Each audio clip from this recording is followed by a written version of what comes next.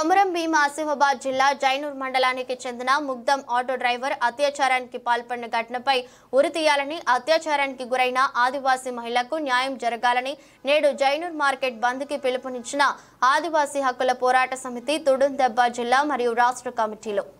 ఆదివాసులమంతా మా ఏజెన్సీ ప్రాంతంలో జరిగినటువంటి సంఘటన గురించి మాకు సరైన న్యాయం కావాలని ఇక్కడ జైనూరు మండల కేంద్రంలో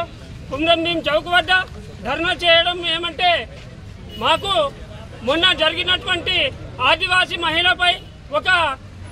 మైనార్టీ ముస్లిం కమ్యూనిటీకి సంబంధించినటువంటి ఆ భార్గవ్ లంజా గారిది మగ్దుం గానికి ఉరి తీయాలని పెద్ద డిమాండ్ తో ఇక్కడ మేము ధర్నా చేయడం జరుగుతున్నది. ఎందుకంటే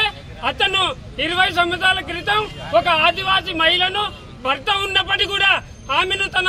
సొంత భార్యగా చేసుకుని మళ్ళీ ఇంకో మహిళను అనవసరంగా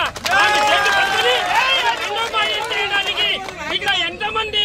ఆదివాసీ మహిళను తన బానిసలుగా చేసి భార్యగా చేయబోతున్నారా, లేకపోతే తన లొంగుబాటు చేసి ఇట్లా ఎంతమంది మహిళలను చెడగొట్టాలని ఉద్దేశంతో వీళ్ళు ఇట్లా చేస్తున్నారో అది తెలియదు. కాకపోతే ఇవాళ మనము మగ్దుం గానికి ఇష్టపడితే ఇక్కడ ఉన్నటువంటి ప్రతి ఒక్క ముస్లిం కూడా అదే దారి